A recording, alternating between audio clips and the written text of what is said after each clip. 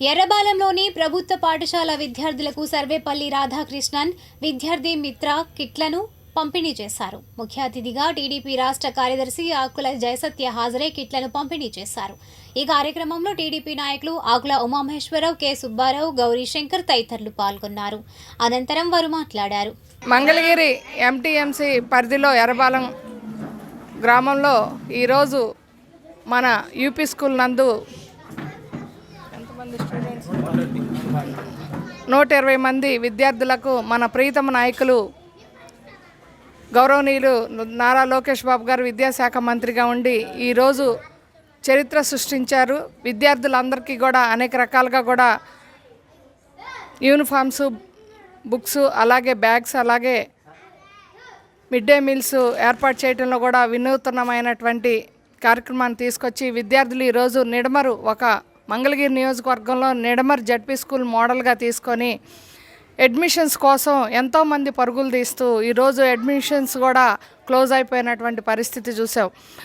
రాబోయే రోజుల్లో గవర్నమెంట్ స్కూల్స్లో చదువుకోవడానికి నారా లోకేష్ బాబు గారు ప్రవేశపెట్టినటువంటి అనేక డిజిటల్ క్లాసులే కానివ్వండి, స్కూల్ విద్యార్థులకు కావాల్సినటువంటి ఆకర్షణీయమైనటువంటి పార్కులు, అలాగే ఆడుకోవడానికి అన్ని రకాలుగా కూడా ఒక మోడల్ స్కూల్ని ఏర్పాటు చేసి అదే దిశగా ప్రజలందరూ కూడా గవర్నమెంట్ స్కూల్స్లో చదువుకునే విధంగా ఉత్తీర్ణ శాతాన్ని కూడా ఎక్కువగా చూపించి ఈ 2 ఇయర్స్లో కూడా అనేక మంది విద్యార్థులు గవర్నమెంట్ స్కూల్లోనే ఎక్కువగా పర్సంటేజ్ తీసుకురావటం, అందులో ఇప్పుడు చుట్టుపక్కల ఉన్నటువంటి పేరెంట్స్ అందరూ కూడా మేము గవర్నమెంట్ స్కూల్లో మా పిల్లల్ని జాయిన్ చేస్తాం అనడానికి నిదర్శనంగా నారా లోకేష్ బాబు గారు నిలవటం, అలాగే ఈ విద్యలో విద్యార్థులందరూ కూడా ఉత్తీర్ణత కావడానికి ఇక్కడ ఉన్నటువంటి ఉపాధ్యాయులు కూడా సహకరిస్తారని ఈ సందర్భంగా తెలియజేస్తూ అందరికీ నమస్కారం. ఈరోజు ఎర్రబాలెం గ్రామంలోని ప్రభుత్వ పాఠశాలలో ప్రభుత్వం వారి అందజేసిన స్కూల్ బ్యాగ్స్, అలాగే యూనిఫామ్స్ కానీ అలా పిల్లలకు ఉపయోగపడే మెటీరియల్స్ అన్నీ అందజేయడం జరుగుతూ ఉంది.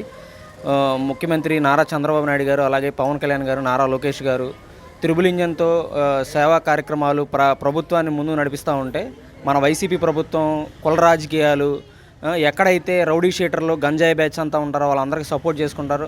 ప్రజలు చాలా బాగా గమనిస్తూ ఉన్నారు. వాళ్ళు ఇంతకుముందు చేసిన అరాచకాలని అదే విధంగా ముందుకు తీసుకెళ్తూ ఉన్నారు. ఏ వ్యక్తి అయితే కొంతమంది వ్యక్తులు సమాజానికి హాని కలిగించే వ్యక్తుల్ని స్టడీలో పెట్టే కార్యక్రమాలు జరుగుతూ ఉంటే వాటిని వీళ్ళు అడ్డుకొని వాటిని కూడా కాపు వ్యక్తి అని చెప్పి రాజకీయాలు ఇవన్నీ చేస్తూ ఉండి కాపులను విడదీయాలనే ప్రయత్నం చేస్తూ ఉన్నారు. అవన్నీ జరగవు. కాపులైనా సరే, ఏ కులస్తులైనా సరే మంచి వైపే నిలబడి వచ్చేసారి కూడా మన కూటమి ప్రభుత్వాన్ని అధికారంలో తీసుకొస్తూ ఉంటారు.